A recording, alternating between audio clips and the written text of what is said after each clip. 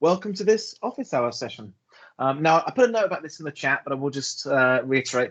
There are gardeners working on my street at the moment, and they have petrol-powered mowers, strimmers, and all manner of different things. So, yeah, if the noise gets too much, I apologize. There's kind of nothing I can do about it. I've gone for the headphones route rather than my normal microphone to hopefully keep the noise down. But yeah, just apologize in advance if that noise gets in the way. So let's kick off. This is the last of the Hello IoT series. We've been doing 8 sessions over the last week and this week. We've done a lesson, office hours format, and today is the last office hours where we focus on yesterday's lessons. So for those, if you're new to this session, my name is Jim Bennett. I'm an education cloud advocate at Microsoft, which means it's my job to help you learn how to use Microsoft technologies. I particularly focus on university students, study groups, boot camps, anyone kind of in the education system. But really, if you want to learn the Internet of Things, I'm here to help you. I'm all over the internet, Jim Bob Bennett, Twitter, GitHub, Instagram, LinkedIn. Feel free to connect, reach out, ask questions. I've had a few of you get in touch, share some of the great things you're doing. So please get in touch. I'm here to help you. Now, standard thing, I'll give a shout out to our course, aka.ms/IoT-Beginners. This is our 24 lesson online, free, open source learning system for Internet of Things. It's designed to be taught in kind of a 12-week semester if you're a university professor, and it covers everything from the basics of the Internet of Things that we've been covering in these 4 lessons, devices, sensors, actuators, connectivity to the internet, and then gets more advanced with project-based learning, such as learning how to use IoT on farming, logistics, manufacturing, retail, and then consumer IoT devices, covering kind of the journey of food from sort of farm to table. And so it's all available, aka.ms/IoT-Beginners. You probably all heard me talk about this before, but it's there for you to use. Please take advantage of it. And we've also, I want to add this, we've been working with some great folks doing translations. So if English is not your first language, we've been working on Bengali, Hindi, Chinese, Portuguese, Spanish, Turkish, Russian, and Japanese translations, mainly with help from our great community members who've been contributing to these translations.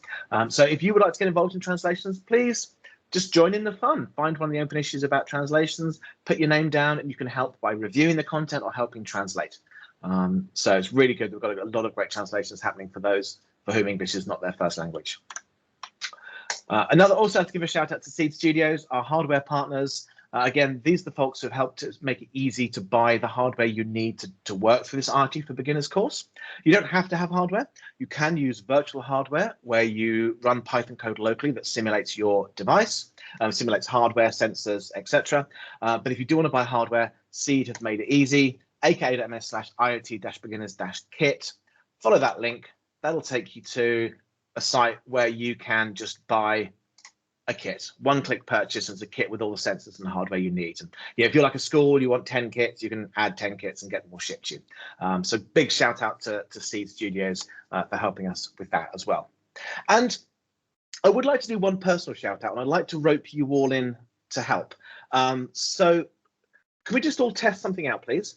On Teams, you'll notice there's a series of buttons across the top by the leave button, and one's got like an emoji with a hand on its head, kind of looking like that. If you click that, you will see some buttons. There's a raised hand button, and there's a laugh, applause, heart, and like. Just to see whether you can do that, can you all just try that? Just click on one of the reactions, the like, the heart, the applause, anything like that. We've got some hands up. Cool. Can we get some laughs or hearts? Oh, got a thumbs up there. Got some hearts. Brilliant. Thank you very much. The reason I do this is I would like your help with something. I want to give one shout out to one special person. My dad. So my dad, he's retired. He's in his 70s.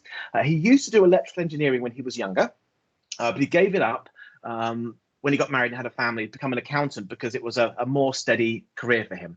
But since he's retired, he's been dabbling with Raspberry Pis and various IoT devices. And it turns out he's been watching the recordings. He hasn't been watching these live, but he's been watching the recordings.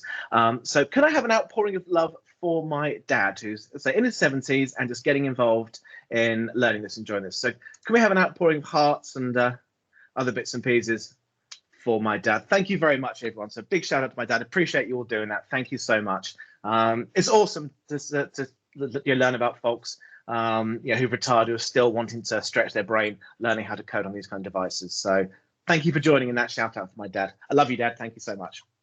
Cool, right. So thanks for that. So today is office hours. Yesterday we worked through let me get this slide up. So yesterday we worked through connect to the internet.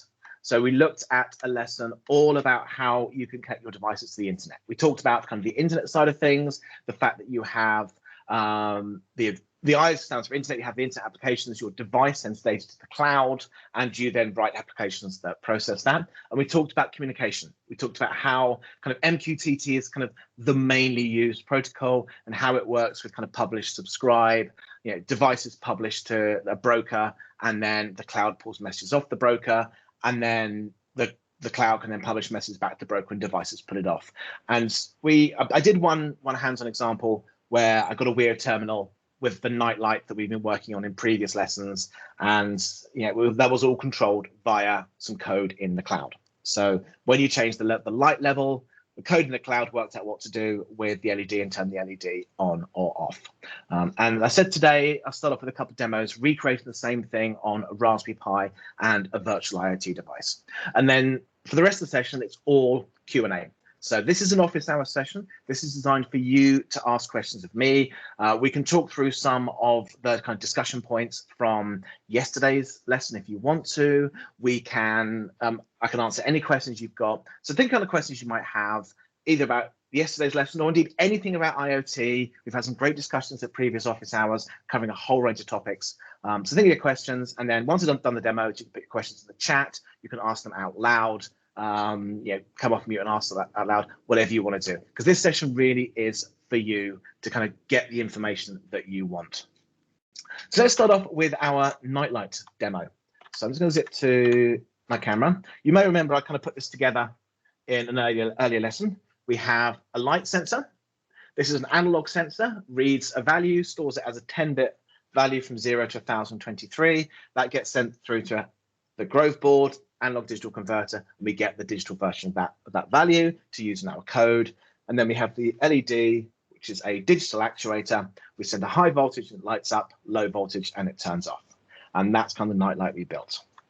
And so if I go to my Raspberry Pi code, this is the code we had. We brought in the Python libraries for the Grove light sensor and the Grove LED, and we wrote the code that just checked for a light level. I'm going to drop that to 100 because it's a bit dark in here at the moment. So if I run this,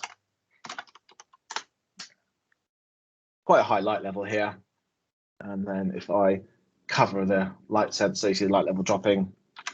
And if I go back to the camera, you see the LED's on, uncover LED goes off, cover LED goes off. So that's the light sensor we built in an earlier lesson. And now let's look at how we can connect this to the cloud, how we can connect this to MQTT, send telemetry to MQTT from this device, and then receive commands from our server-side code that we wrote yesterday. So let me just grab the code that I need. So the first thing we need, if you remember yesterday, we wrote the server-side code to listen on MQTT. So this listens on the telemetry messages on the broker, makes a decision based off the light levels, and then publishes a command message back to the broker to be picked up by the nightlight. This is what we had going with the Wio terminal yesterday. And we used Paho MQTT. So I'm just going to do the same thing and install that on my Pi. And this is the MQTT client library. It's free, it's open source, and I'm going to use this in my code to actually connect to the MQTT broker. So I need to bring in the package, import the package, Paho MQTT client, bring that in. And then I need to define some details about my client. So I need to define a unique ID, which will be used for both the topic name and for my client ID. So remember, we're going to be connecting to the test.mosquito.org, which is a free public MQTT broker. Anyone can connect to this. There's no limits. So yeah, we need to use some form of unique ID there so that we're not pulling data from somebody else's stream. Hence why we need that unique ID. And I'm going to make sure I'm using the same ID that I used last time on my Arduino device. And it's the same one that our server code is expecting. So that's my ID. I then just need to actually connect. So I'll just connect to the MQTT client, connect to test.mosquito.org as my ID plus Nightlight client. And then I kick off my loop start. Now I talked about this yesterday, same thing here in my server code loop start. The MQTT process, when I'm publishing, that can kind of happen in the current thread. I write a bit of code, publish data, and it will be synchronous. It'll wait till the data comes back. But when I'm listening for messages, I kind of need to have some kind of background thread that's subscribed for messages coming back from the broker. What we did on the Arduino device is we put a call in the loop function. So that every time the loop happened, it would then poll the network stack for MQTT messages. Here we're calling loop start, which will kick off a background thread to listen for the the message coming back from the broker. So we send them synchronously, but we listen for messages asynchronously. Okay, so that just gets me connected. If I just run this, not particularly interesting. If I actually run the right thing, there we go. We're connected to MQTT. Not particularly exciting. We're not sending any data, but we're connected to MQTT. So now let's send the data as telemetry. And we send this as a JSON document. So I need to import the JSON library so that we can build JSON pretty easily. And then we need the topic that we're sending to. So again, it's our unique ID plus /telemetry, because I want to make sure that I'm not publishing to somebody else's topic, I'm not listening on somebody else's topic. And this is the same topic that our server code yesterday will be listening to. Okay, and then in my while loop, I'm going to read the light, put it into a dictionary, dump that out as JSON, and send that up to the cloud. So publish that to our telemetry topic, and then just sleep for a few seconds. Now, I'm not doing anything with the light levels, because remember, this is going to be an internet connected nightlight, so all the logic is going to happen on the MQTT server. So if I now run this, we're sending telemetry.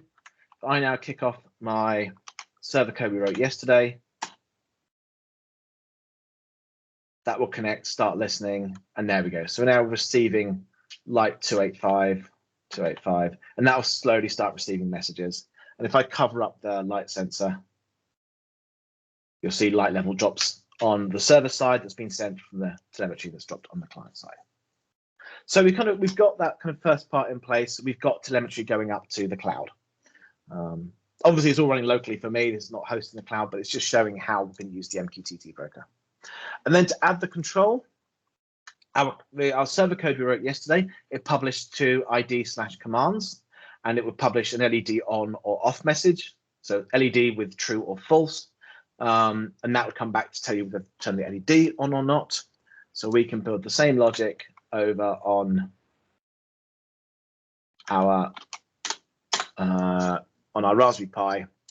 Same thing, we've got define our server command topic. We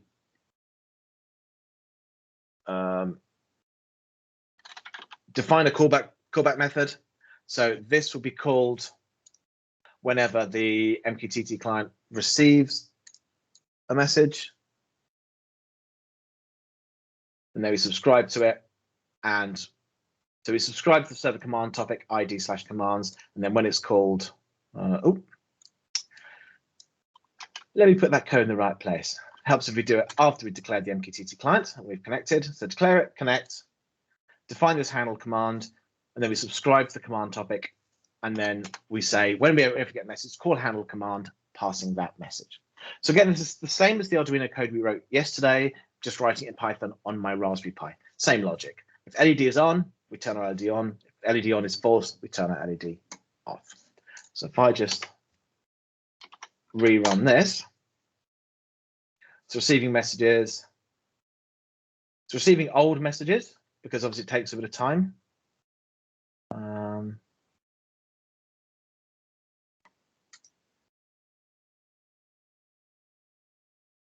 So it's come through false. We don't, our light level is over 100. We don't need our LED on. If I now cover the light message, that just seems to come through a bit quicker. Yeah, it's come through a bit quicker today than yesterday. Yesterday was taking a bit of time for the messages to get zipped round because it's a public MQTT broker running on a small Intel Atom based device up in the cloud somewhere. Now it's working a bit faster, maybe less people using it. But you see our light levels are lower, and we're getting back the message to say turn our LED on. If you look on our server, same thing. You can see we've received the lower light levels, LED on, and if I zip to the camera, LED's on. If I uncover it, give that a second, LED goes off. So you see we're receiving a higher light level, sets the LED on value to false, and that turns the LED off.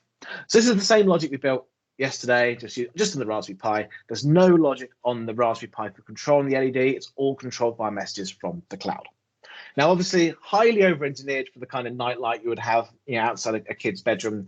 But if you were building, say, a lighting system for a stadium, you would probably have multiple light sensors around the stadium that would work out the light levels and turn the lights on or off. You could do it on a timer, but that doesn't balance for things like really cloudy days. So you might have light sensors, gather all the light sensor data to somewhere, make a decision, and then use that to control all the lights. So it's kind of many use cases why you might want a remote light sensor. So that's the Raspberry Pi version of the same. Now I said I'll do the same thing on our virtual device as well. So let's zip to our virtual code. So this is the virtual device. If you remember from last time, it's identical code to the code we have on the Raspberry Pi, except we have this connection to our virtual sensors, and we use a different package for getting the libraries from.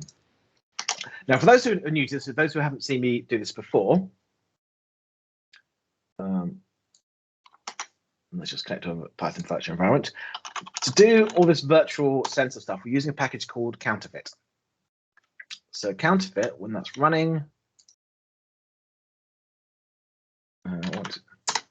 this is a Python app that allows you to simulate various different bits of hardware. So you install this as a Python package, you run it locally, and you get a web app that runs locally. And in here, you can define different sensors and different actuators that you want to create. And then the way you access them is you use library code that looks similar to the library code you would use for the physical hardware. So we've got versions of the Grove Light Sensor and Grove LED, but they come from a different Python package. And they work the same way. They have the same on and off method or light property. They kind of look the same. They're kind of faking the actual hardware. And instead of calling the hardware, they call through to this web app and read the values of the web app. So if I choose a light sensor, I created my light sensor from a Raspberry Pi. I created it on port 0. So I'll create this one on port 0. And then I can put a number in here. And whatever I set here will be the value read from the sensor. Either a fixed value, or I can choose a random value between a range. Same with an LED. Our LED on our Pi was created on port 5.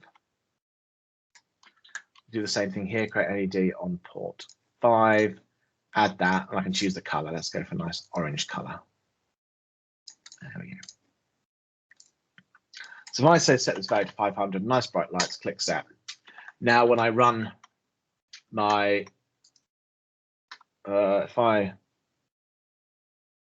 bring up a new terminal, actually start running, you'll see we get a light level of 500 here, and that matches what we set on the website.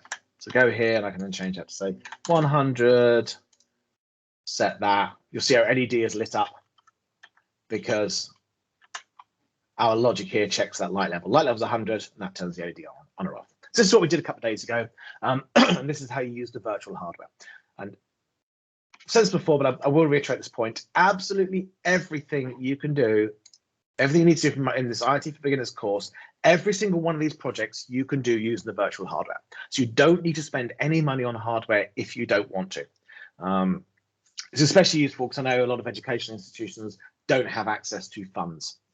Something that gets me very, very annoyed. We can always afford another warship, but we can't afford to give our teachers good equipment, which is horribly wrong. So please write to it happens all over the world. So petition your governments, let's pay teachers more and give more funding to schools and take it away from killing people. So I guess something that just really annoys me. Yeah, big fan of teachers, not a fan of war. So we've got this virtual hardware that's going, reading our light levels. So we want to do the same thing to port this to using the server-side code. Now, so the whole point of this virtual hardware is to work exactly the same way. You should, in theory, but pretty much lift and shift your code. So I'm going to go here. I'm going to install the Paho MQTT package.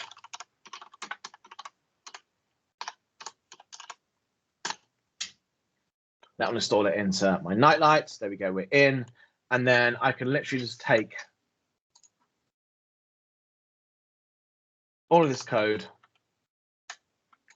go over here, everything except the imports, drop in the same code we had in the Pi. Literally the only difference are this bit of code here that starts the connection to the counterfeit web server. The reason we have this is because you could have this running on a different device or a different port if you wanted to, and then we change the Python package that the Grove LED and light sensor comes from. Other than that, the code is identical. I literally just copied and pasted it. And if I go .py, it's connecting, it's sending telemetry, light 100, LED on. That's picking up the old LED on messages published over here. Was less than 100 was the thing, wasn't it? So it's actually still working pretty quickly. So less than 100 LED on is false. So go over back to counterfeit. So let's say maybe 50, click set, and then that LED comes on. And then if I go, say, back up to 150, set, LED goes off. Or if I choose a random range between, say, between 90 and 110, then that LED will kind of flash on or off as the light level alternates. So it's on, in a second it will go off, probably.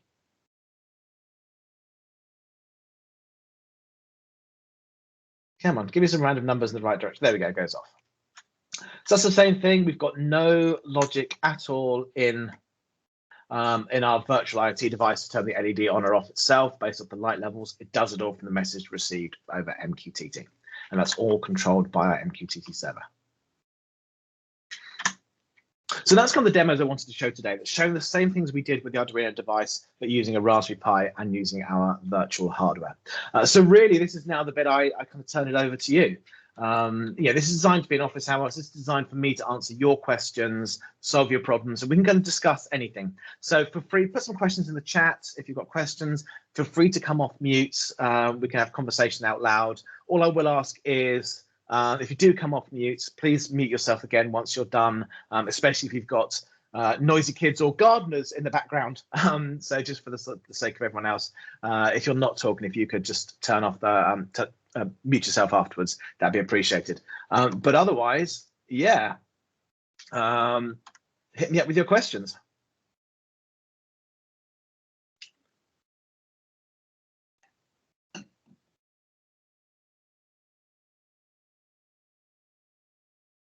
Okay, well, while we wait for some questions to come through, let's actually talk about some of the, will we be posting recordings this week to your YouTube channel soon? Yes, we will. Excuse me 1 second.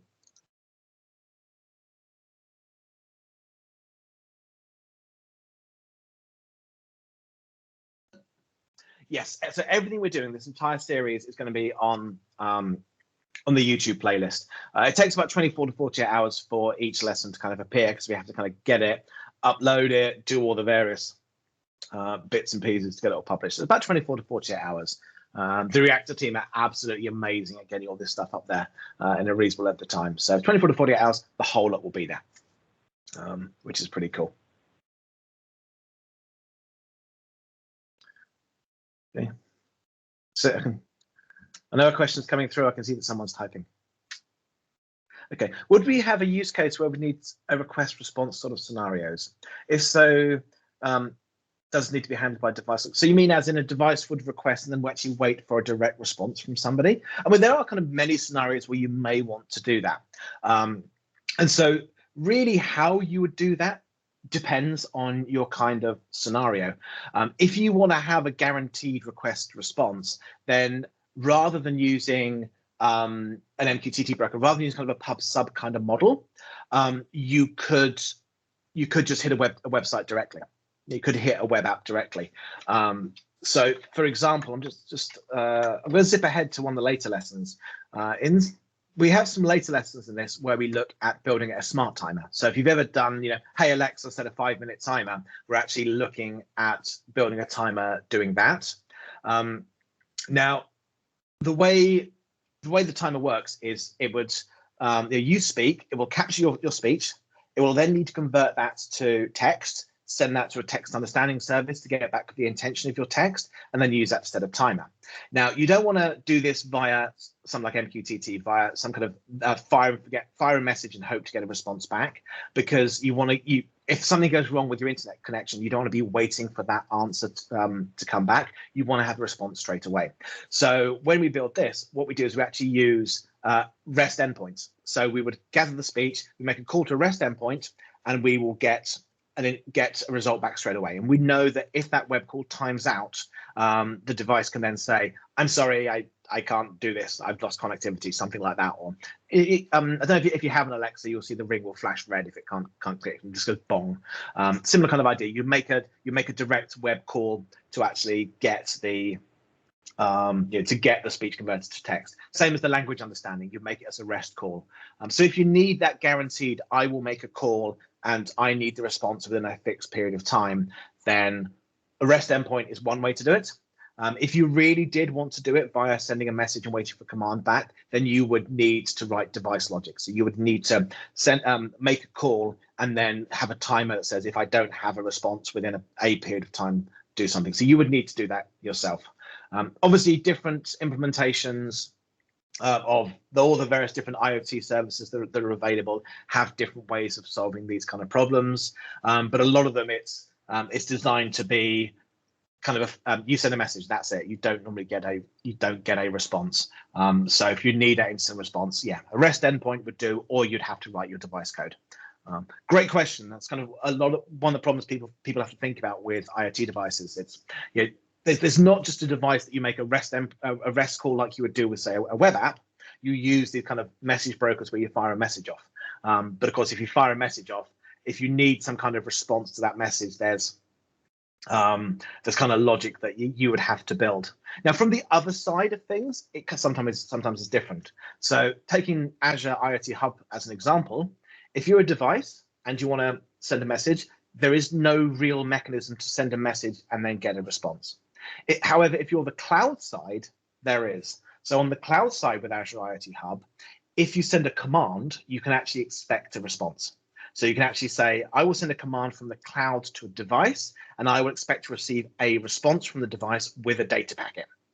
So you can actually use that to ask the device for what is your current temperature? And then the temperature would come back in the response to the command, and your cloud service can process it. So that's kind of built into the IoT Hub SDKs for the cloud side, not for the device side.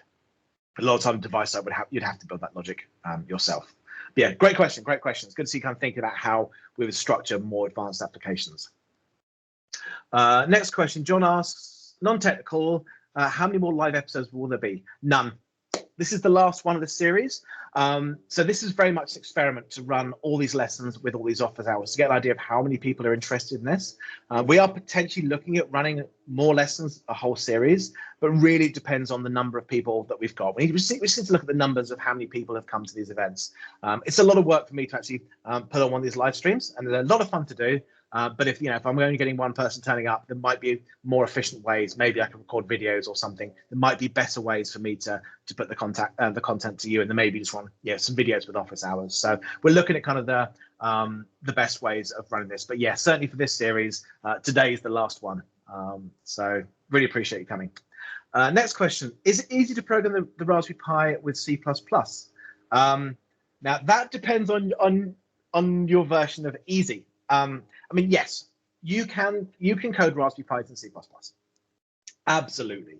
You can use IDEs of choice. You can use Visual Studio Code with a C++ extension. You can code C++ on the Raspberry Pi. And there's lots of C++ MQTT libraries. I think there's a Paho C++ one. Yeah, Paho MQTT C++. So there is a whole load of ways you can do it. Raspberry Pi support, it's just running Linux. So it supports a huge, huge array of programming languages. Anything you can run on Linux, you can run on the Raspberry Pi.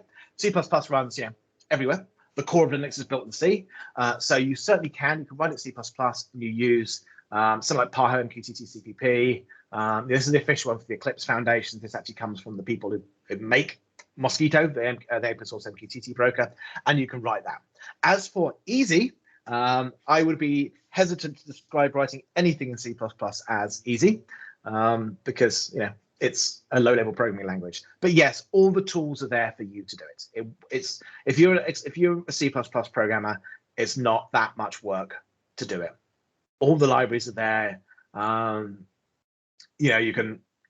This one here, the Pi one, supports all the MQTT variants, all the network transports, all the mesh systems, all the stuff is there. They've even got automatic reconnect and offline buffering in this library, which is pretty nice. Wraps the Pi C library, and you better just write this into your Raspberry Pi code. So, yep, if you're a C++ programmer, everything's there that you need. So Randy says there are lots of IoT modules in the MS Learn Hub.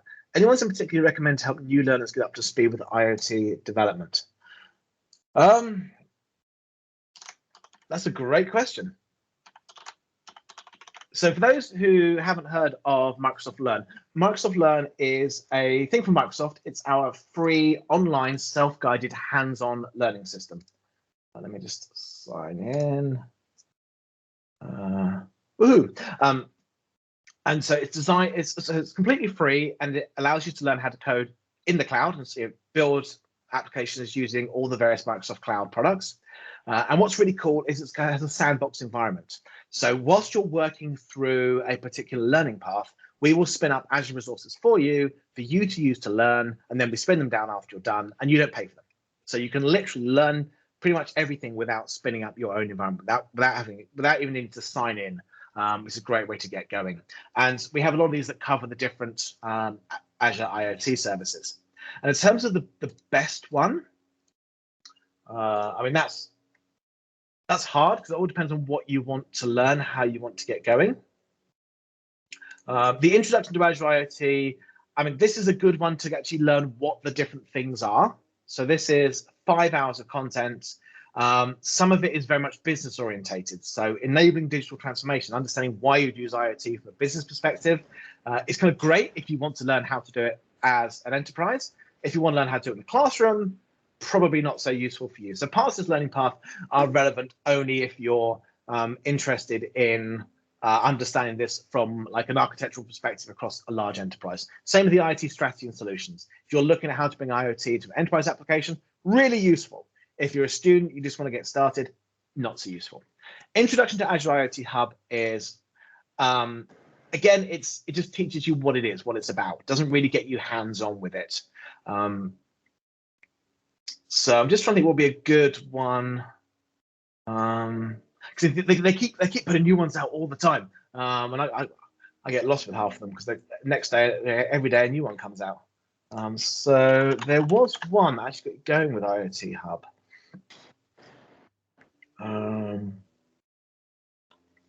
It's not this one. That's the same one. That's just the.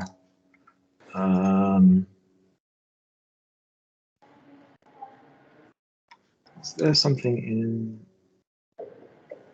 That's all the Edge stuff. That's the Azure Sphere one. Azure Sphere is our secure hardware, and that's a bit of effort to get that all done. Device management, does that link to the update? There is one. I'm gonna try and find it now. There is kind of one where you get set up and it actually sends data using, I think you just set up a C++ app.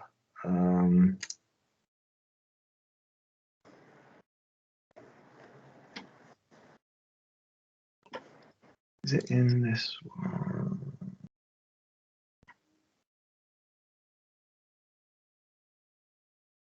Device provisioning service. Monitoring control. Oh, where is it? where is it? Because we've got a lot of, so there's two Azure services varieties. There's IT Central, which is kind of like a software as a service platform. And we've got a lot of stuff for that. IoT Hub is kind of the underlying pipe. It's kind of like an MQTT broker, but a lot more powerful. Okay, I cannot find it now. I cannot find it now. Sure, we had one that actually walked you through IoT Hub, just connecting your first device.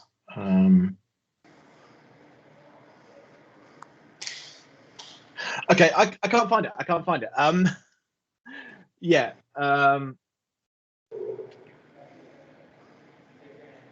Yes, we did have a. We're actually working on building out a. Let me see if I can find. That's the course. Where's the learning part? There's me saying to find it, and I can't find anything today.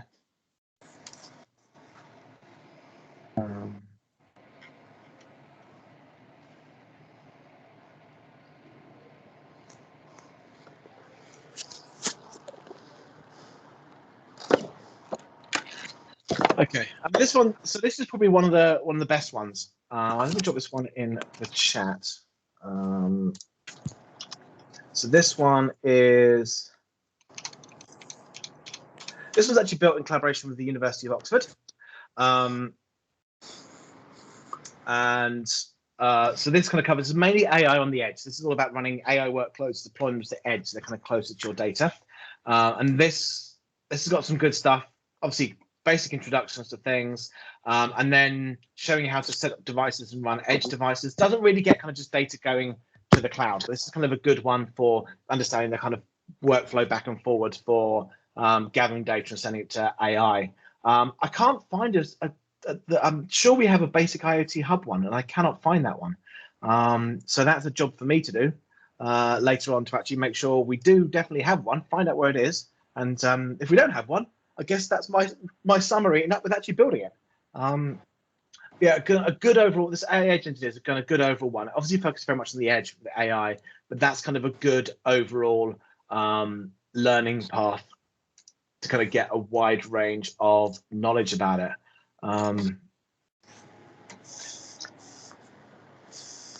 Yeah, I don't know whether Stream Analytics has got the. No, that's just actually analyzing streaming data. So when I will share. We'll share this with you. Here's a selection of learning paths that I put together. Kind of just got a few in there. IT Central says our software as a service platform. Then obviously stuff on the edge, and data streaming is looking at actually analytics of data. So how to take the data stream and analyze them as they go through. So yeah, I'll see if I can find an IoT Hub lesson. And if we don't have one, I will write one. That'd be great feedback for us. I will write one. Cool. Okay. 4 great lessons, 4 great upsells. Looking forward to future lessons. Always did not join lesson 1 as I thought a new intro. First slide for your intro. Perhaps a new August presentation titled "Intro to Lessons on IoT" to prep all participants before sessions should be a great command.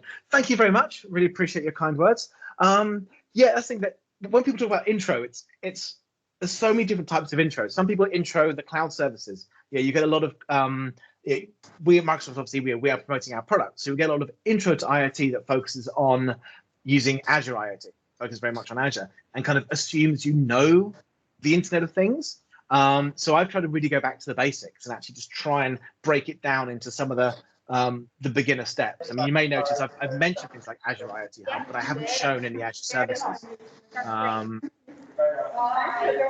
Sorry, John Rehill, I'm just going to mute you. I'm just some noise coming through from the background. I'm just going to mute you, so apologies. So yeah, I've tried to kind of avoid even going as far as like cloud services and just kind of go to some of the basics. So appreciate your kind words. I definitely want to do more of this intro level content. My job mainly involves working with students who are beginners, and you get folks who may never have even done any coding before when they start doing computer science course. So I kind of need to go right back to some of the intros. So yep, I'm going to be doing a lot more sessions like this. So thanks for your kind word, Brian. Next question from MPD. If we need to pull multiple sensors or broadcast to multiple actuators to take decisions based on sort of scenarios, is something again needs to be managed with the IoT device, or could we have a very specific device these kind of scenarios? Again, depends, very much depends. Sometimes you would have one device with multiple sensors. Sometimes you would have multiple devices with one sensor. It kind of depends on your needs. If you've got like a really big industrial machine, you might want to measure vibration here, temperature here, and you could do that with multiple IoT devices that are completely isolated, or you could have them connected and then lots of wires to one central device to kind of send all the data. It depends on how much data you're broadcasting, how you want to do it. If you building like a Formula One car, for example, you're going to have thousands of sensors, but probably one device to actually broadcast all the data. It's kind of one IoT device with multiple sensors. So again, it's kind of you could do that one device, or you could do multiple devices depending on your needs. Same with controlling the actuators. If you have multiple actuators, one device could control all those, or you could have separate devices. The advantage of separate devices is things like failover. So if you have, say, 3 possible devices that could turn off a machine, if one of those devices breaks, then you can still turn off the machine. So if you've got a big industrial machine, you're measuring vibration and temperature, and something's gone wrong, it's vibrating and it's getting really hot, and that vibration and heat actually damages the IoT device that controls the off switch, you can't turn the machine off. If you have multiple to control the off switch to various parts of it, you may still have a certain level of control. So the more, so if you have more devices control the different actuators, you've got that more kind of disaster recovery type protection. Again, it depends on what you're trying to build. You can get dev kits with multiple sensors built in. So if you're just playing with prototype hardware, you want to have one device with all the things because it's kind of easy to play with. If you're putting it into a certain scenario, you got to ask yourself, do I want a kit that's got everything built in, or is that going to be too expensive? It might be more financially efficient to pre-buy a kit that's got 5 sensors, of which you only use 3, than it is to manufacture a kit with just those 3 sensors on it and pay the manufacturing costs.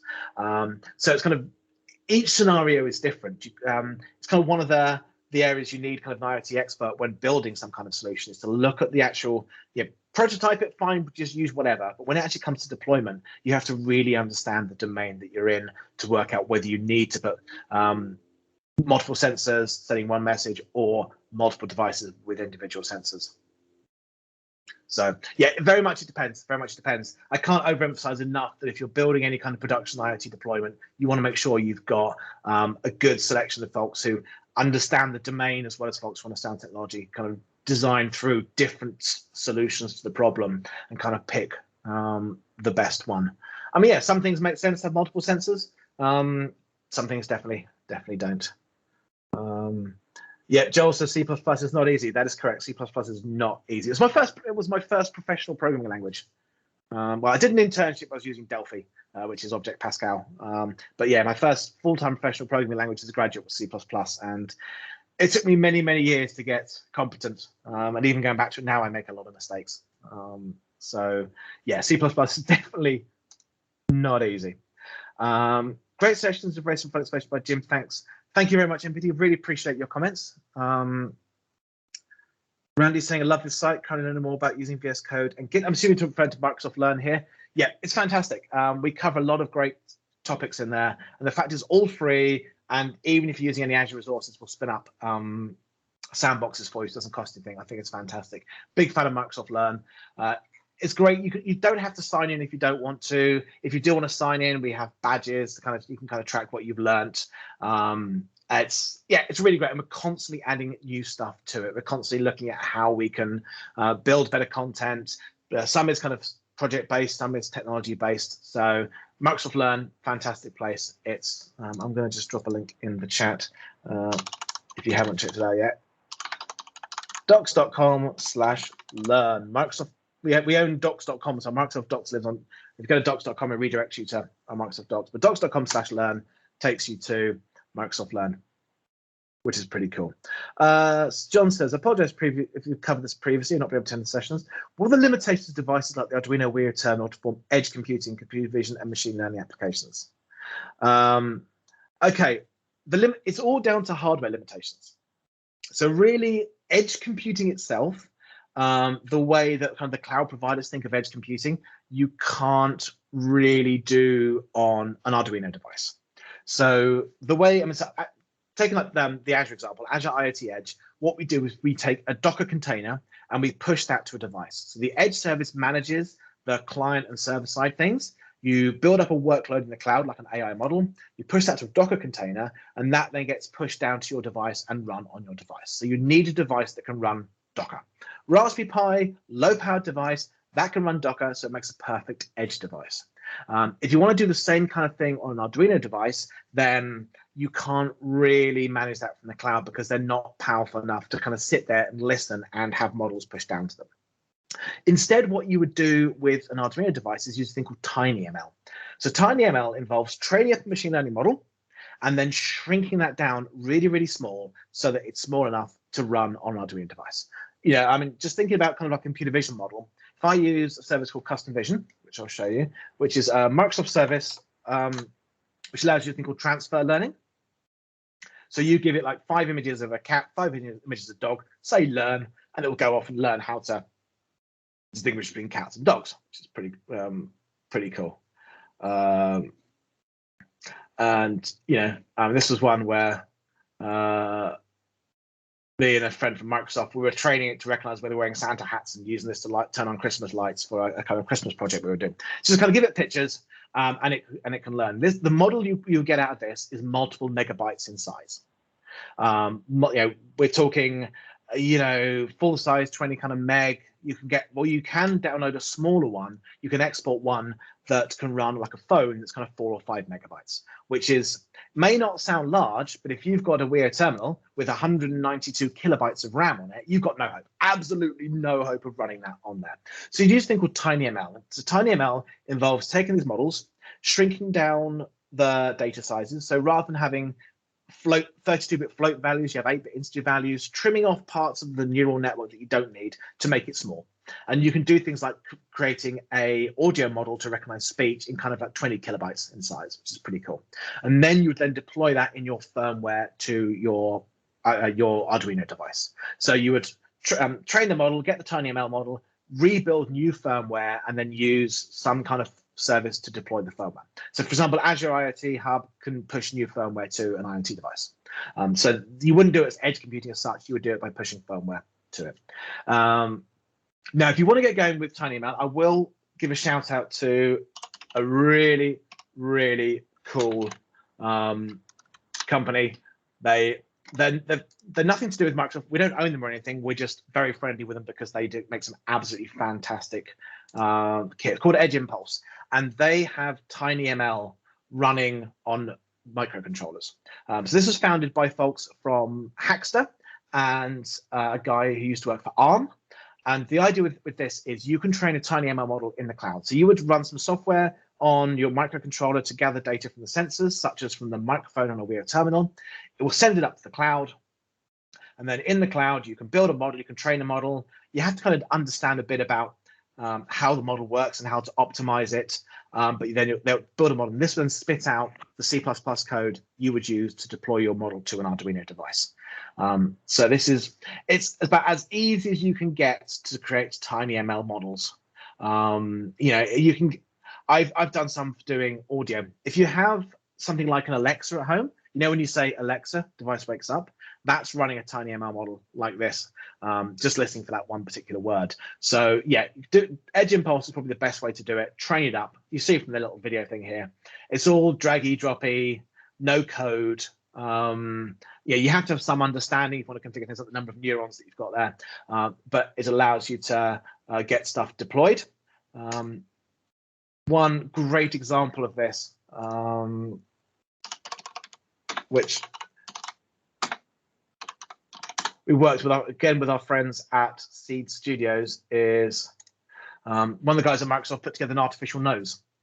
So he's French, hence he's decided to go over the top with the baguette and the beret. But he built an artificial nose that uses sensors on the Weir terminal to monitor various different gases, and then use a model he built with Edge Impulse to tell you whether you're smelling different things. So he started off with different types of alcohol.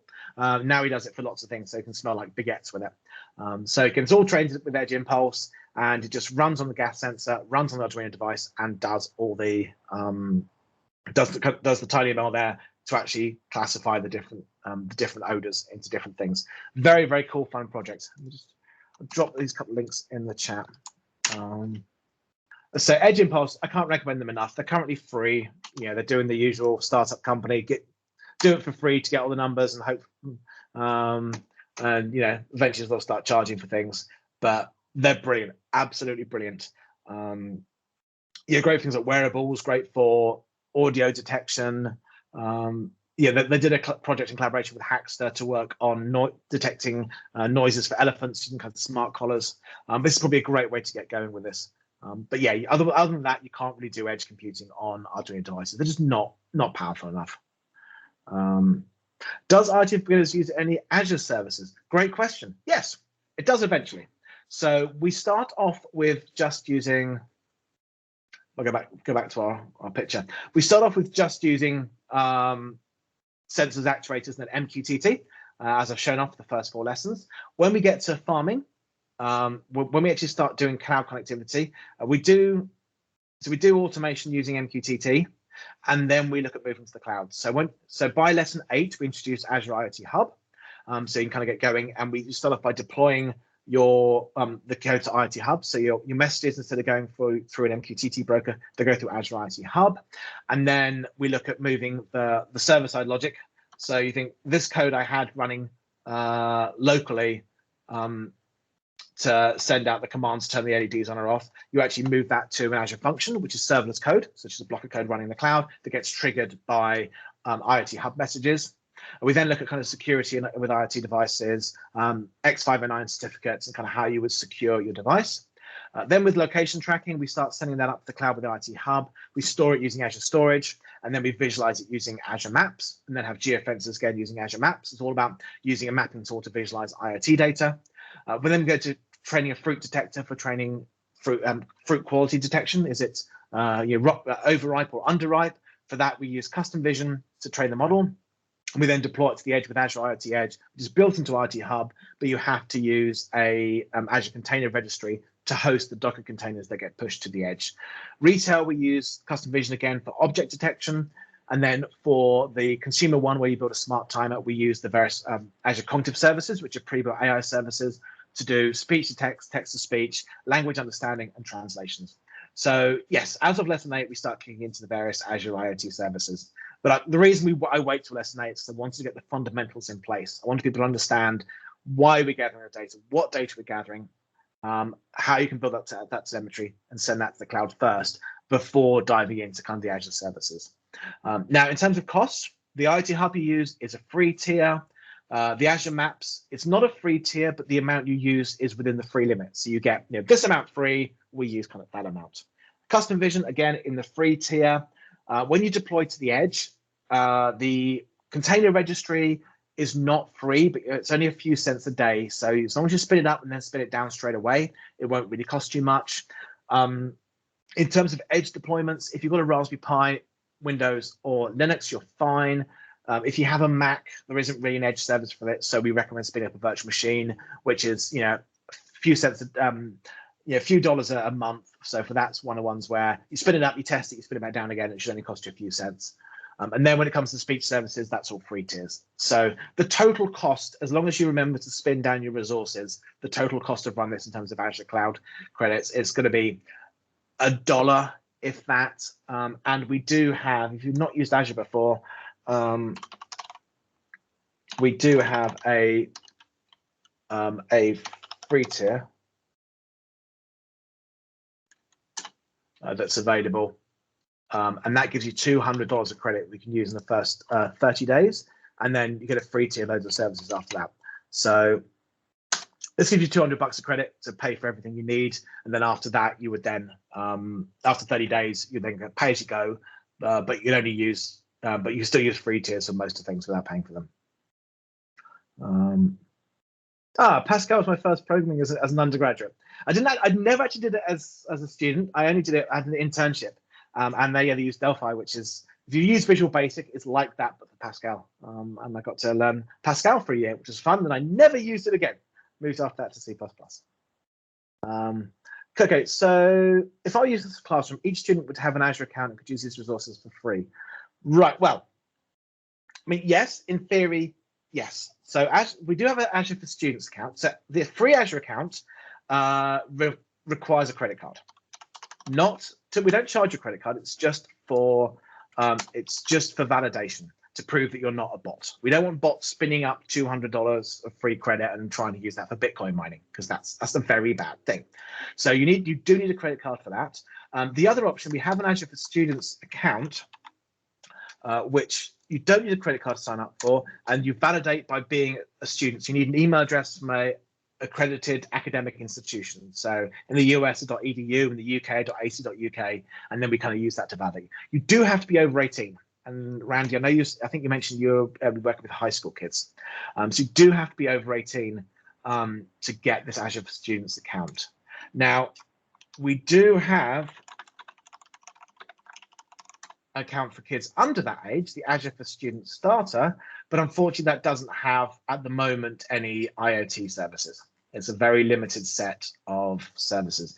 Doesn't have any IoT services yet.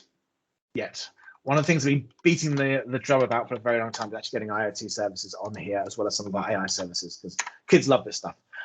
So hopefully, I'm hoping we'll be able to get IoT services on here soon. Now, the other way to do it in the classroom is so if you have your own Azure service, you could spin up the resources and students could use yours. So you could spin up an Azure IoT Hub, students could connect to it. I mean, the official way of doing it, we have an Azure for Education. Azure. We moved it recently.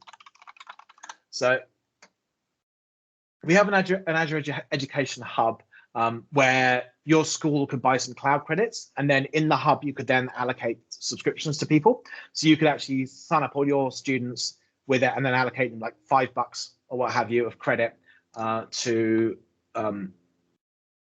work on it. Let me just actually grab that link. So that's kind of the official way that you would manage it through a school account. So assuming you have a school Azure account, which is not part of Office 365, I'm afraid. It's kind of a separate thing. Yeah, unfortunately, it's not, because obviously the cloud credits you're actually using, cloud resources kind of has to be paid for. So it's a separate purchase. But yes, if you had a school one, you could then set up Azure Education Hub and then allocate, $5 to each student to spin it up.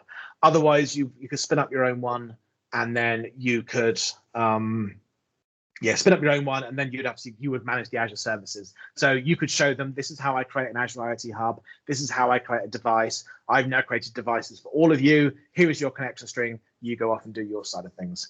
Now, obviously, if you're doing that, you need to keep an eye on your limits. So, for example, with Azure IoT Hub, we have a free tier, and you get 8,000 messages a day for that, which should be fine if it's just you. But if you've got 20 kids in your class and they're all sent, suddenly that limits you to 400 messages a day. And they start sending messages every second, then in a few minutes you've blown your limit. So if you're going to have multiple people sharing one hub, you need to be kind of careful about the free limits. But yeah, certainly if your district IT can get you Azure, you can manage the Azure Education Hub, set up subscriptions for students. They can go and then they can spin up various Azure services. Yeah, so I'm hoping to get IoT added to the student starter pack, which would be really beneficial for students. But otherwise, yeah, we get teachers who will sign up and do it, or family members. Sometimes if folks are running coding clubs, they will kind of sign up and then manage that themselves and provide connection strings to kids. But yeah, great questions. Again, please, Randy, if anything I can help with, please get in touch, and I'll do my best to help you. More of you at Jim Bennett, and jim.bennett@microsoft.com if you want to get in touch, and I'll do my best to help you out wherever I can. Awesome. We've worked through all the questions, and we're kind of at time. So let's wrap it up here. Thank you very much.